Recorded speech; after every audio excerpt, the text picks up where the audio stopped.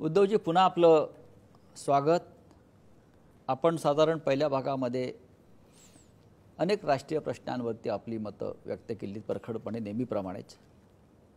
पण शेवटी महाराष्ट्र ज्यात एक राष्ट्र आहे आणि हे महाराष्ट्र नेहमी या देशाला दिशा देण्याचं काम करत आलं आणि गेल्या साधारण 50 वर्षाच्या राजकारणामध्ये यात ठाकरे कुटुंब आणि शिवसेना यांची भूमिका अत्यंत महत्त्वाची राहिली आणि ही भूमिका महाराष्ट्रातली ठाकरे कुटुंबाची आणि शिवसेनेची ही नष्ट करण्याचा पूर्णपणे एका सूडबुद्धीनं प्रथमच एक प्रयत्न झाला आणि तो सुद्धा तुमचे मित्र नरेंद्र मोदी यांच्याकडून।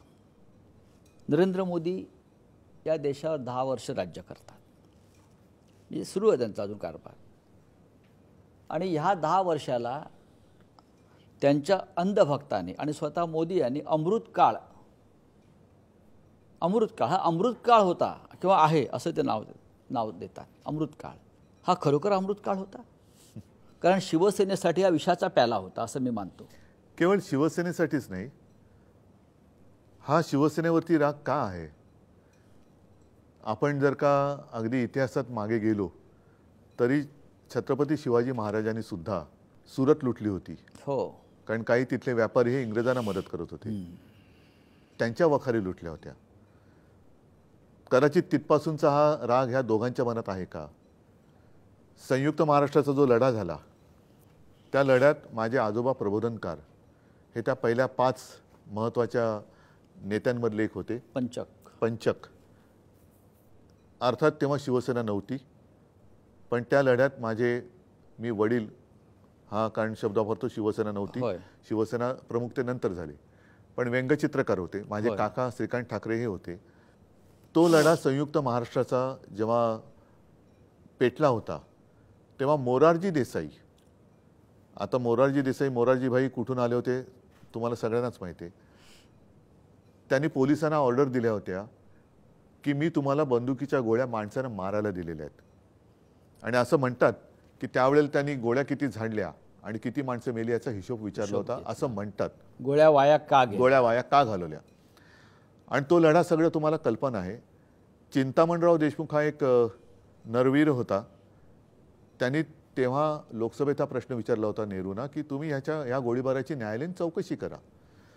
त्या चौकशीला नकार दिल्यानंतर त्यांना ठणकावलं होतं की याचा अर्थ असा की तुमच्या मनात माझ्या महाराष्ट्राबद्दल आकस आहे, मी तुमच्या मंत्रिमंडळात राहू शकत नाही, राहू इच्छित नाही, हा घ्या माझा राजीनामा।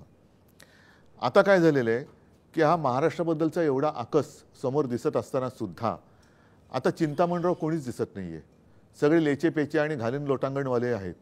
म्हणजे काय महाराष्ट्र लुटला तर लुटा, हे सगळे लोटांगणवीर आहेत। हो, तोच आकस जो आहे तो आकस आता काढतायत।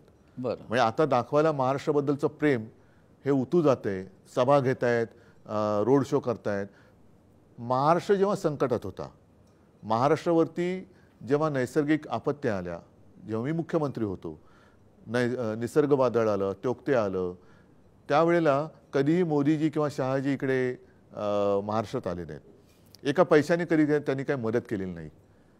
आणि मग हा महाराष्ट्र बदनाम करायचा, महाराष्ट्रामध्ये सगळं काही वाट लागलेली आहे, महाराष्ट्रातली घरंदाज कुटुंब बदनाम करायची, नेतृत्व खतम करायचं, नेतृत्वाच्या कुटुंबियांना बदनाम करायचं, पक्ष फोडायचे, उद्योगधंदे पळवायचे, महाराष्ट्र एवढा वाईट आहे असं चित्र केल्यानंतर महाराष्ट्रात उद्योगधंदे येऊच नयेत।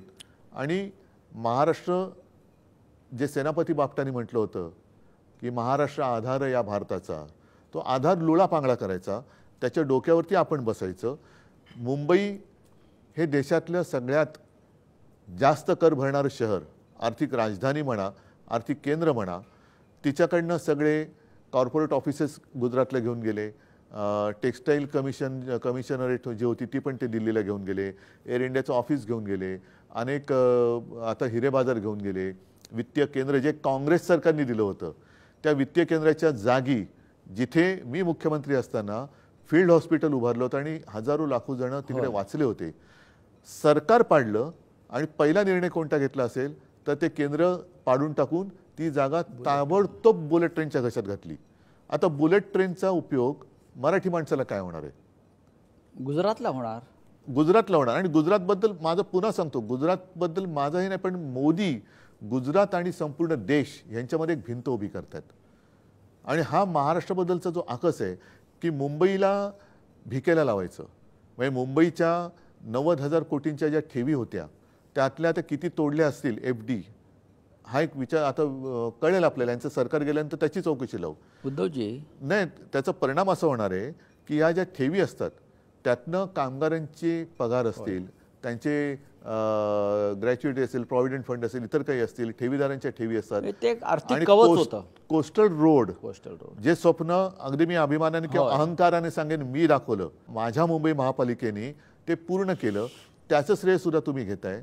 आणि कॉन्ट्रॅक्टरसाठी जवळपास 1,00,000 कोटीची कामं त्याला त्यांनी तत्वता मान्यता दिली. म्हणजे 90,000 कोटी जाऊन पुन्हा 1,00,000 कोटीचं म्हणजे 10,000 कोटी त्याच्यावरती चढले. मग पुन्हा मुंबईच्या सफाई कामगारांना वगैरे पगार कुठून येणार? ही सगळी लूट करता यावी म्हणून शिवसेना फोडली असं आपल्याला नक्कीच आहे, माझा आरोप आहे तो.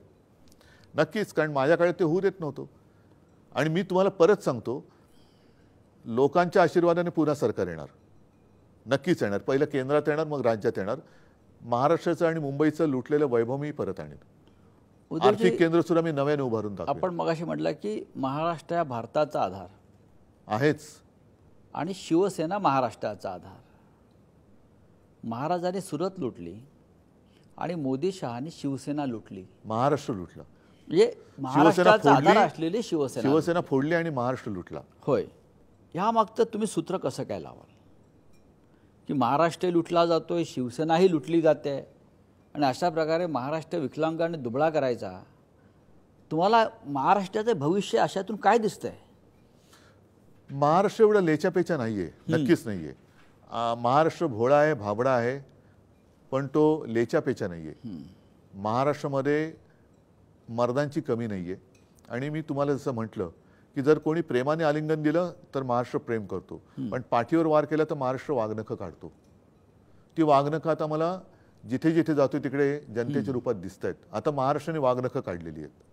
हा संपूर्ण जो प्रकार केलेला आहे, शिवसेना पक्ष फोडणं, सरकार पाडणं, हा उद्धव ठाकरे यांना धडा शिकवण्यासाठी केला. मी तुम्हाला एक जुनी आठवण सांगतो. 2014 साली मोदींच्या पंतप्रधान पदाला भाजपा व्यतिरिक्त पाठिंबा देण्याचं पहिलं पाप कोणी केलं असेल तर ते शिवसेनेने. तुम्ही याला पाप म्हणताय? आता तसं म्हणतोय कारण ते आम्हाला संपवायला निघाले. बरं. त्याच्यानंतर ते एक स्वप्नव्रत होतं की मोदी पंतप्रधान पदाची शपथ घेत आहेत, मी समोर बसले, माझ्या बाजूला अमित शहा होते. आणि अरे हे काय सत्य आहे की स्वप्न आहे हेच कळत नव्हतं आम्हाला. त्याच्यानंतर साधारणतः जूनमध्ये शपथविधी झाला. ऑक्टोबरच्या विधानसभा निवडणुकीत 4-5 महिन्यात असं कोणतं पाप आम्ही केलं होतं की भारतीय जनता पक्षाने शिवसेनेची युती तोडली? तेव्हा तर आम्ही काय काँग्रेसबरोबर गेलो नव्हतो. तेव्हा तर काय ह्यांचा जो काय औरंगजेब आहे यांच्या मानेवरती बसलेला, त्या औरंगजेब फॅन क्लबमध्ये मी नव्हतो. मग तुम्ही माझी युती 2014 साली तोडली का होती? एकनाथ खडसेंनी सुद्धा त्याच्याबद्दल भाष्य केलेलं आहे की त्यांना वरून सांगण्यात आलं की युती तोडण्याचा निर्णय निरोप तुम्ही कळवा. आणि एकनाथ खडसेंनी, मी तुळजाभवानीचं दर्शन करून आलो होतो त्याच दिवशी संध्याकाळी एकनाथ खडसेंचा फोन आला की उद्धवजी आता आपली युती काय राहत नाही, आम्ही निर्णय घेतला आहे, तुम्हाला कळवायला सांगितलेलं आहे की आपण युती तोडतो, आम्ही युती तोडतो. मग युती तेव्हा तुम्ही का तोडलेली? तेव्हा तर तुम्ही हिंदुत्ववादी होतातच आणि त्यांच्यासोबत होतो. त्यांच्यासोबत होता, मोदीजींचा प्रचार केला होता. त्यानंतर अमित शहा परत मातोश्रीवर आले 19 साली. 14 साली युती तोडली, शेवटच्या क्षणाला तोडली. आणि ती जी आठवण सांगत होतो ती तो जो मधला काळ होता जेव्हा शिवसेना विरोधी पक्ष म्हणून काम करत होती. हो, पण आता तुमच्यातून फुटलेल्या माणसाला मुख्यमंत्री तेच म्हटलं ना, कारण त्यांना राजकारणात पोरच होत नाहीत. होय, दुसऱ्यांची पोरं त्यांना सांभाळायला लागतात असं आपण काल एका सभेत सांगितलं. त्या याला मी काय बोलू? बरं, उद्धवची नवीन आघाडी कशी चालली आहे? नाही, एकूण फसवले गेल्याची भावना ही आज सुद्धा आहेच. आणि विश्वासघात, मी विश्वासघातकाची कधी मदत करू शकणार नाही. आणि सत्तेसाठीच जर का काही आम्ही तडफडत असतो तर अख्ख्या देशात जेव्हा भाजपाचे 2च खासदार होते आणि भाजप तेव्हा हिंदुत्ववादी नव्हता, गांधीवादी समाजवादाकडे होता. अक्षरशः देशाच्या राजकारणात शिवसेना आणि भारतीय जनता पक्ष ही अस्पृश्य होती. 2 खासदार असलेल्या पक्षाबरोबर शिवसेनेने युती केली होती. कोणाच्या मनात होतं, ध्यानीमनी नव्हतं पंतप्रधान पद दिसेल कोणाला. म्हणजे ती वैचारिक युती होती. वैचारिक होती. पण तो ठीक आहे, तुम्ही गांधीवादी समाजवादाकडनं जेव्हा तुम्हाला कळलं की पार्लेची पोटनिवडणूक शिवसेनेने हिंदुत्वाच्या मुद्द्यावर जिंकली, तेव्हा तुम्ही आमच्यासोबत आलात. उद्धवजी, आज तुमचा पक्ष गेला कुठे या गेला? सगळ्या लढाईत. नाही गेला. तुमचा पक्ष गेला. निवडणूक आयोगानं तुमच्याकडनं पक्ष काढून घेतला. नाही गेला. निवडणूक आयोगाला तो अधिकारच नाहीये. मी मानायलाच तयार नाही. विधिमंडळाच्या अध्यक्षानं तुमचा पक्ष काढून नाही घेतला. गेला. त्याचा अधिकारच नाहीये. आणि माझं जाहीर खुलं आव्हान आहे की आपण एक तारीख देऊ, महाराष्ट्रातल्या तमाम जनतेला तिकडे बोलू, एकही पोलीस बरोबर घ्यायचं नाही. मी जनतेच्या मध्ये येऊन उभं राहतो. निवडणूक आयुक्तात जर तेवढं धाडस असेल त्याने यावं आणि या लबाडेने यावं आणि तिथे सगळ्यांच्या देखत मध्ये उभं राहून सांगावं पक्ष कोणाचा, जे निर्णय देतील तुम्ही मान्य करायला तयार आहे. शेवटी कायदेशीर दृष्ट्या कायदेशीर नाही, हे बेकायदेशीर आहे. घटनात्मक संस्था ज्याला निवडणूक आयोग आपण म्हणतो, हे घटनाबाह्य काम केलेले आहे. हे त्यांनी घटनात्मक आज नाही. तुमच्याकडून मूळ पक्ष हा तुमचा नाही असं सांगितलं.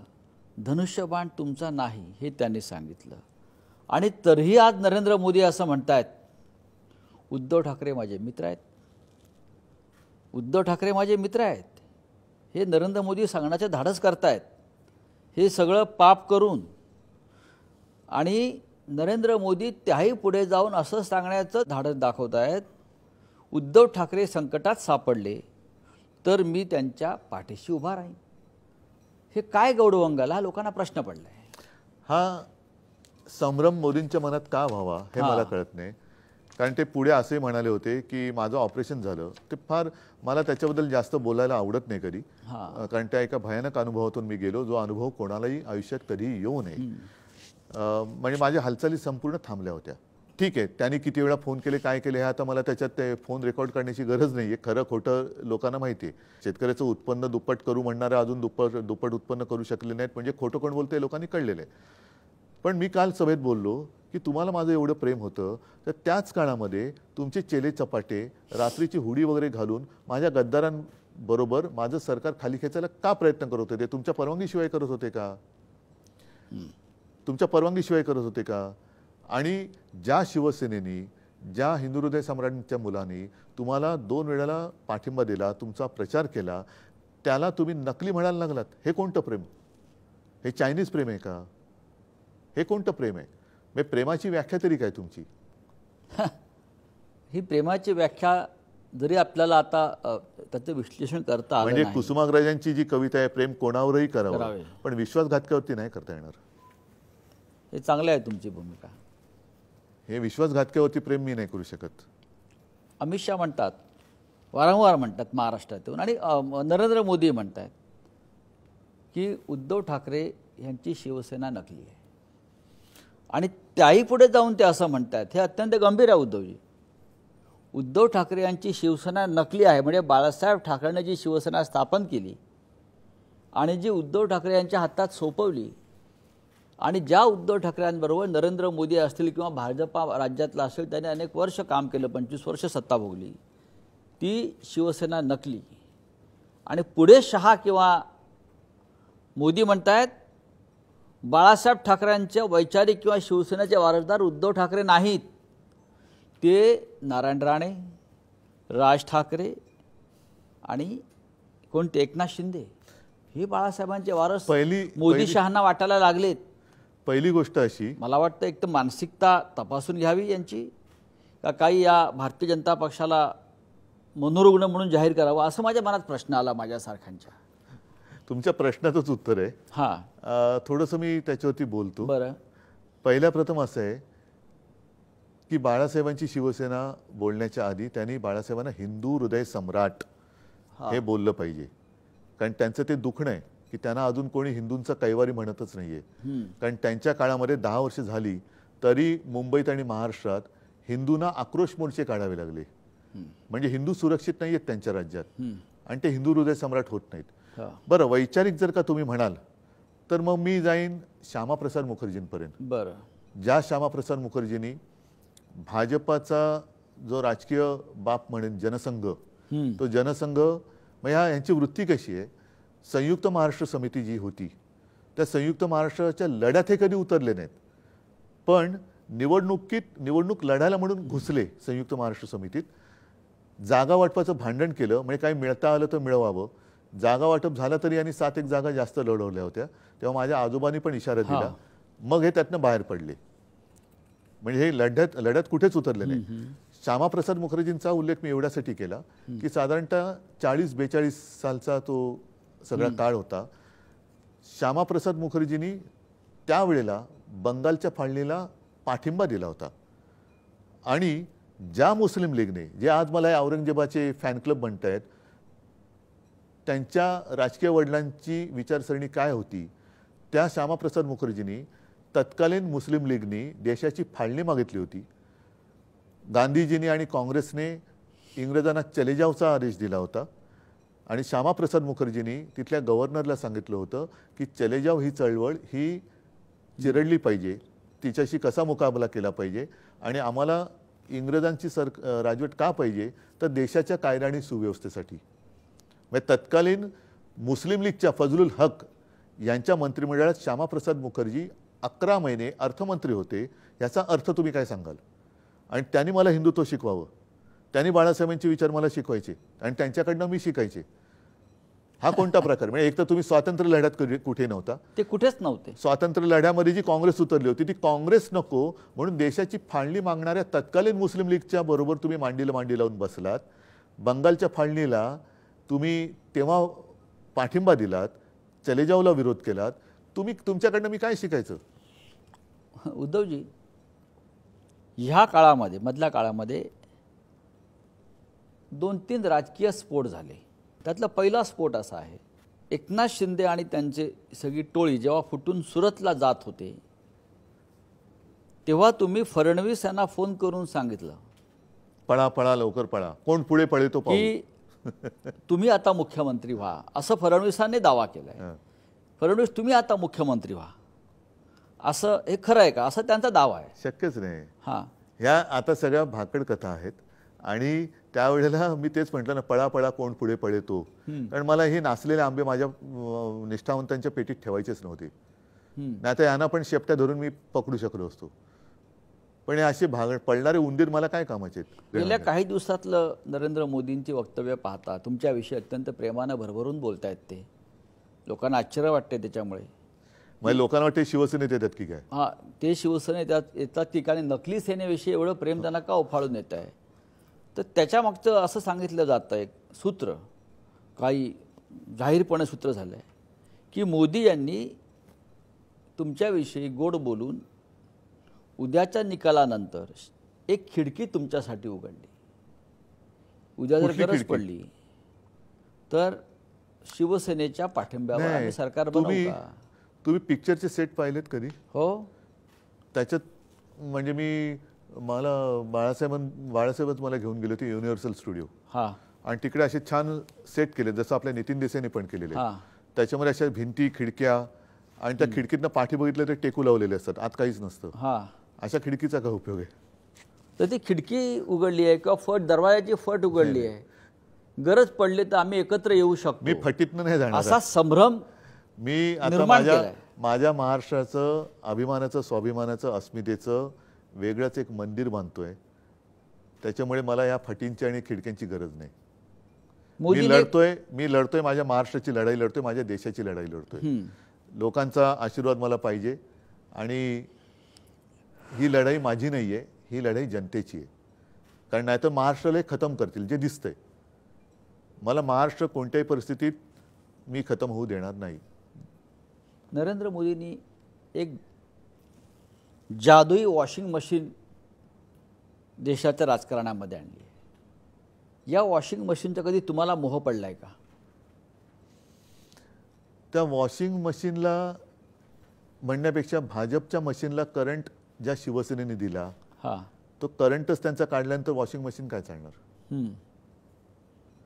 आता त्यांच्यावरती ही पाळी का आली? अख्खी शिवसेना तुमच्यासोबत होती, तिला तुम्ही नकली म्हणताय. आणि नकली लोकांना मांडीवर घेऊन बाळा जोजोरे का करताय तुम्ही? म्हणजे ही पाळी त्यांच्यावरती आली. भ्रष्टाचारी आणायची आणि त्या वॉशिंग मशीन मध्ये टाकायची. भ्रष्टाचारी ते तुका मिळवावा, भाजपा पक्ष वाढवावा. याच वॉशिंग मशीनचा वापर करून किंवा दहशतीचा वापर करून ईडी असेल, CBI असेल, पक्ष फोडले, सरकारं पाडली आणि आजही त्यांची कृती सुरू आहे. लोकांनी निवडून दिलेले बहुमतातले मुख्यमंत्री, मग केजरीवाल असतील, हेमंत सोरेन असतील, त्यांना ज्या पद्धतीनं अटक करून तुरुंगात टाकलं, अनेक मंत्र्यांना तुरुंगात टाकलं, आमदारांना तुरुंगात टाकलं, याच्याविषयी आपलं काय मत आहे? ह्यालाच तर हुकुमशाही म्हणतात. हां, आणि आपल्या मुलाखतीच्या सुरुवातीला जे म्हटलं की महाभारतामध्ये लोकशाहीचं वस्त्रहरण होते ते हेच. लोकांनी निवडून दिलेला मुख्यमंत्री अरविंद केजरीवाल जो दिल्लीमध्ये उत्तम काम करत होता, दोन्ही वेळेला त्यांनी भाजपासारख्या जगातल्याने पूर्ण आकाशगंगेतल्या सगळ्यात मोठ्या पक्षाला धोबीपछाड टाकला. किती 70 पैकी त्यांचे 2-5 लोक निवडून आले असतील तर असतील. हेमंत सोरेन सारख्या एखाद्या आदिवासी नेत्याने भाजपला धोबीपछाड टाकला. त्यांना तुम्ही जमिनीवरती हरू नाही शकत.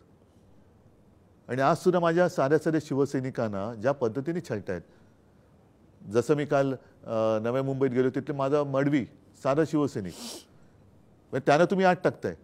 आणि ज्यांच्यावरती तुम्ही आरोप केले होते, इक्बाल मिर्चीवर व्यवहार केला, 70,000 कोटीचा घोटाळा केला, आदर्शचा घोटाळा केला, यांना तुम्ही पक्षात घेऊन मानाची स्थानं देत आहेत. उमेदवार केले, लोकसभेचे उमेदवार दिले.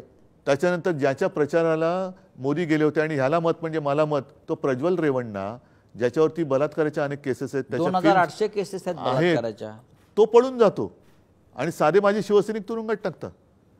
संजय राऊतचा काय गुन्हा आहे, त्याला तुरुंगात टाकला आणि प्रज्वल रेवण्णा पळून जातो. मग हे जे काय चालले ना, हे लोक, मी जे म्हणतो ना की हा छत्रपती शिवाजी महाराजांचा महाराष्ट्र आहे, हा धृतराष्ट्र नाहीये, हा धृतराष्ट्र नाहीये, हा महाराष्ट्र आहे. मोदी 10 वर्ष सत्तेत आहेत, त्यांच्या कार्याचा डंका सर्वत्र वाजवला जातोय. म्हणजे काय असते? तुम्हाला मोदींची 5 कामं आठवतात का की ज्यांनी देशासाठी किंवा समाजासाठी तुम्ही सांगू नाही, शकता? 5 कामं म्हणजे पक्ष फोडले, कुटुंब फोडली, भ्रष्टाचारानं स्थान दिलं, निवडणूक रोखे जमवले आणि जनतेची फसवणूक केली. पण वॉर तो रुकवा दी, वाट लगा दी पप्पा.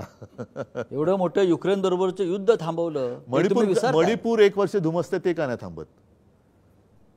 मोदींनी वॉर रुकवा दे मानायला तयार नाही तुम्ही? नाही, वॉर रुकवलं असेल त्यांनी, पण मणिपूरमध्ये अजूनही अशांतता काय आहे? काल परवाकडे पण मतदानाच्या दिवशी हिंसाचार झालाय आणि गेले वर्षभर म्हणजे त्या महिलांची जी काही धिंड काढली गेली ज्या पद्धतीने, तिथले मुख्यमंत्री म्हणाले असे तर बरेच प्रकार घडलेत.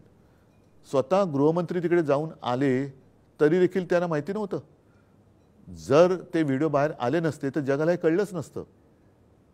मग एवढी ही जी काही दडपशाही चाललेली आहे, बातम्या पण येऊ देत नाहीत बाहेर.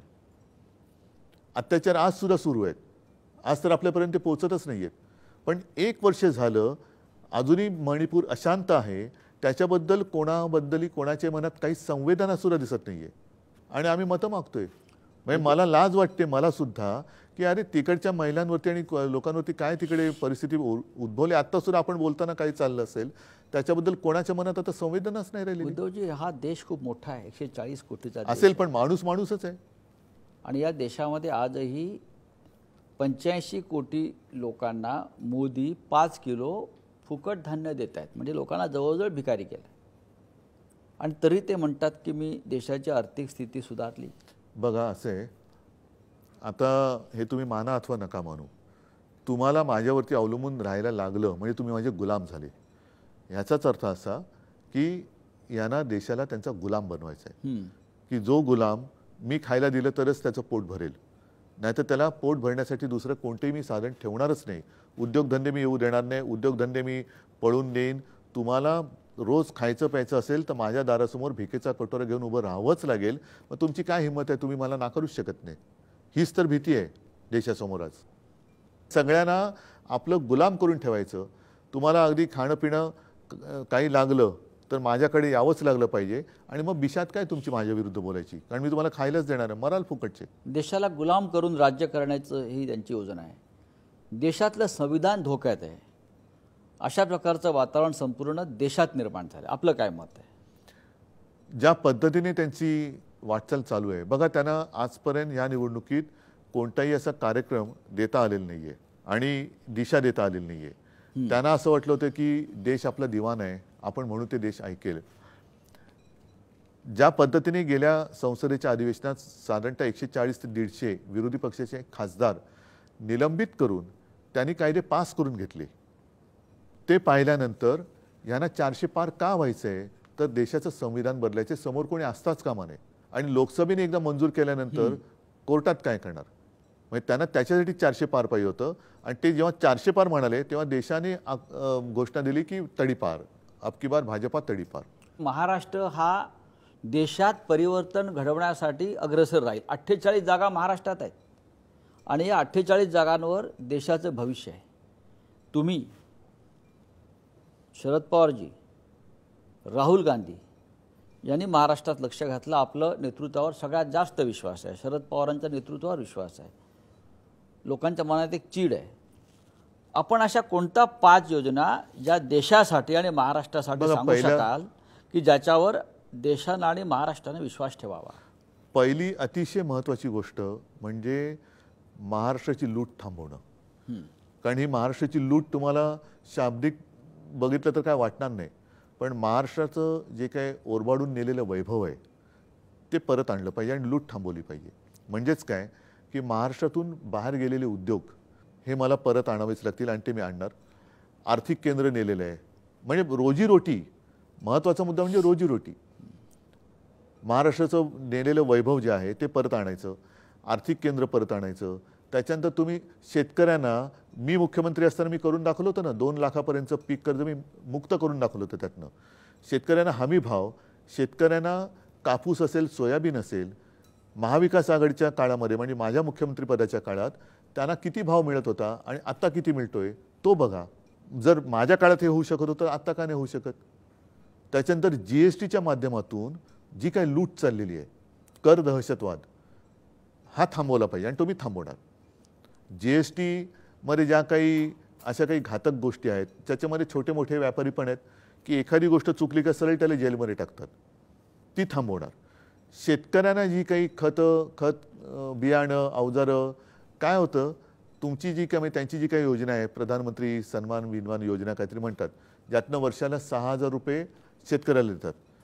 पण आता शेतकरी सांगतायत विविध जी काय आम्ही उपकरणं वगैरे घेतो, अवजार घेतो, त्यांना GST लावून हजारो कोटी रुपये आमचे तुम्ही घेताय आणि त्याच्या बदल्यात परत तेच 6,000 रुपये भीक दिल्यासारखे देत आहेत. म्हणजे शेती पंपावरती GST आहे, खतावरती GST आहे, कीटकनाशकावरती आहे, शेततळ्याच्या प्लॅस्टिकवरती आहे, वायरवरती आहे, सगळ्यावरती GST आहे. तो GST मला काढायचा आहे.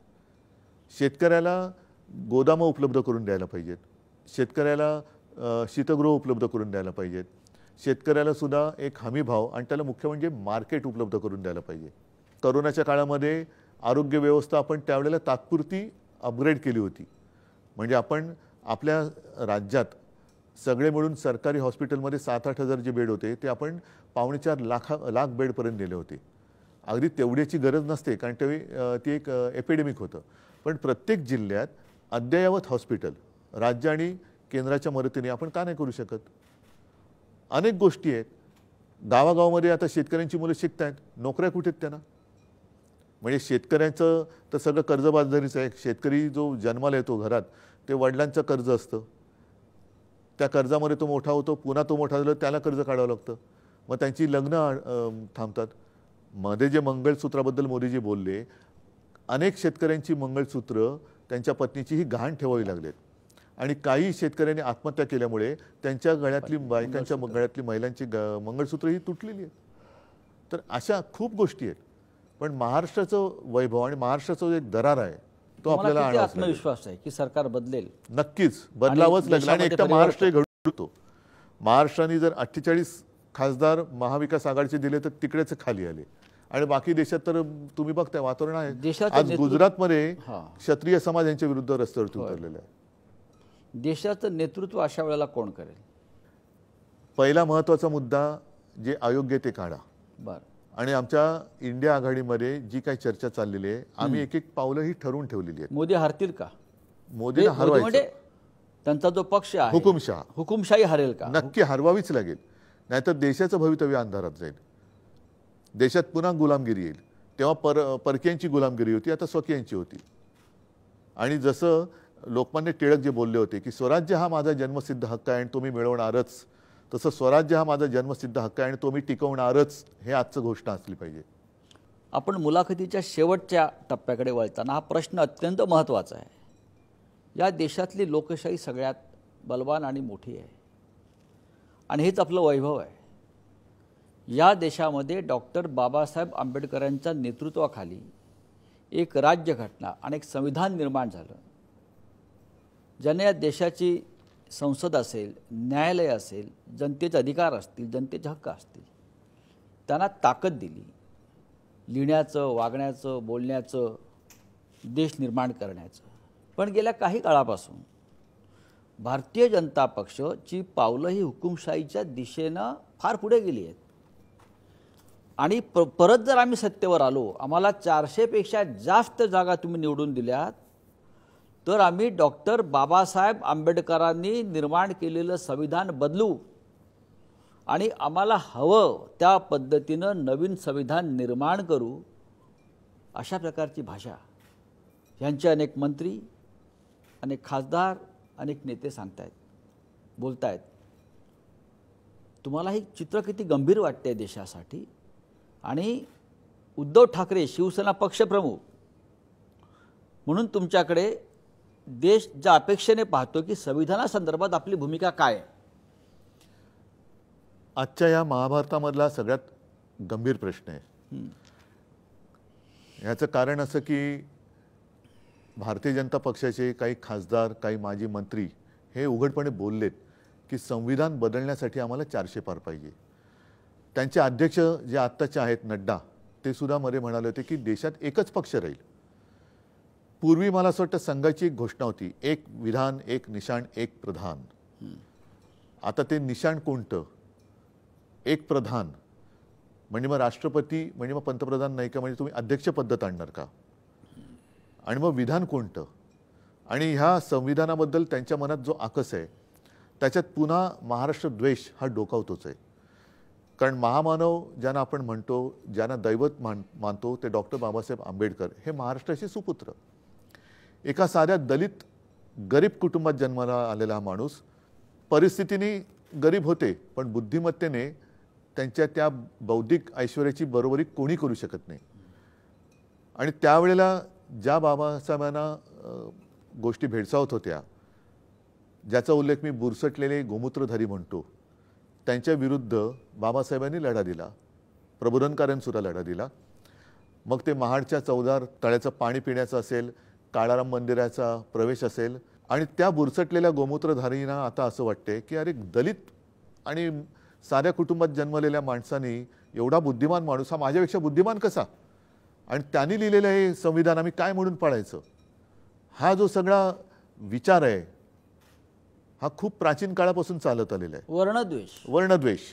आणि तो त्याच्यामध्ये दिसतोय की एक साध्या गरीब कुटुंबात, पुन्हा मी सांगतोय, दलित कुटुंबात जन्माला आलेला माणूस हा एवढा बुद्धिमान कसा होऊ शकतो? त्याला लोक दैवत मानतायत, त्याला महामानव मानतायत, आणि त्यांनी लिहिलेलं संविधान ते आम्ही पाळायचं, हा आमचा अपमान आहे, हे ज्यांना वाटते. आणि ते त्यांना वाटते म्हणून त्यांना डॉक्टर बाबासाहेब आंबेडकरांनी लिहिलेलं हे संविधान बदलायचं. महाराष्ट्राला विरोध करेल, संपूर्ण देश करेल. कारण मी जे ऐकलंय की डॉक्टर बाबासाहेब आंबेडकर आपलं शिक्षण घेऊन परदेशातून जेव्हा परत आले, तेव्हा कोल्हापूरच्या शाहू महाराजांनी एका कार्यक्रमात सांगितलं होतं की आजचा हा तुमचा नेता उद्या देशाचा नेता होईल. आणि मला असं वाटतं याच भूमिकेतून तुम्ही कोल्हापूरच्या शाहू महाराजांना पाठिंबा दिले. कारण शाहू महाराज आणि माझ्या आजोबांचे, त्यावेळच्या शाहू महाराजांचे आणि त्या कुटुंबाचे आमचे संबंध आहेच. पण हा जो आकस आहे की दलित कुटुंबात जन्मलेला एवढा माणूस बुद्धिमान असू शकतो आणि त्यांनी लिहिलेलं संविधान आम्ही पाळायचं, हा कमीपणा ज्यांना वाटतोय, हा अहंगंड ज्यांच्यात आहे, त्यांना हे संविधान बदलायचं, पण देश ते बदलू देणार नाही. आणि महाराष्ट्र ठामपणे या महाराष्ट्र तर आहेच विरोध करेल. महाराष्ट्राचा तर सुपुत्रच आहेत डॉक्टर बाबासाहेब आंबेडकर. म्हणजे महाराष्ट्राला अभिमान आहे. जे आपले शिवसेना प्रमुख सांगायचे की 2 दैवत महाराष्ट्राने या देशाला दिली, एक छत्रपती शिवाजी महाराज आणि दुसरे आमचे डॉक्टर बाबासाहेब आंबेडकर, ही आमची दैवत आहेत, हे बाळासाहेब सांगायचे, हिंदू हृदय सम्राट सांगायचे. उद्धवजी, आपण अत्यंत परखडपणे आपल्या भूमिका इथे व्यक्त केल्यात. निवडणुकीचं महाभारत हे शिगेला पोचले. त्या एकच सांगतो, हां. महाभारतामध्ये ऐन लढाईच्या वेळेला कृष्णाने अर्जुनाला गीता सांगितली. होय. त्या गीतेचा सारांश जर का मी माझ्या पद्धतीने काढला तर त्याचा अर्थ असाच होईल की लढाईच्या वेळेला जो सोबत असतो तो मित्र, समोर कोणी असला तरी तो आपला शत्रू आहे आणि त्याच्याशी लढणं आणि त्याच्यावरती विजय मिळवणं हे आता महाराष्ट्राला भाग आहे. आणि आपण त्याच पद्धतीने पुढे चालले. नक्कीच. शिवसेना हातात मशाल घेऊन, येस, धनुष्यबाणाचं वेदना आपल्या मनात जरी असली तरी हाती मशाल घेऊन आपण पुढे नाही, चालले. कारण मला हुकुमशाही जाळायची, हुकुमशाही जाळायची. त्याच्यामुळे हे योग्य चिन्ह माझ्या हातात योग्य वेळेला आलेले आहे. होय. उद्धवजी, मी आपला अत्यंत आभारी आहे की आपण वेळात वेळ काढून या महाभारतामध्ये आपण एक महत्त्वाची भूमिका बजावताय, महाराष्ट्राच्या कानाकोपऱ्यात फिरताय, लोकांचा आपल्याला उदंड प्रतिसाद प्राप्त होतोय आणि आपण आलात आणि अनेक विषयावर आपली मतं आपण परखडपणे मांडलीत आणि आपल्या छातीवरची जी मशाल आहे ही मशाल महाराष्ट्र आणि देश उजळून टाकेल, देश प्रकाशमान करेल, अशा मी आपल्याला शुभेच्छा देतो. जय हिंद, जय महाराष्ट्र. धन्यवाद. जय हिंद, जय महाराष्ट्र.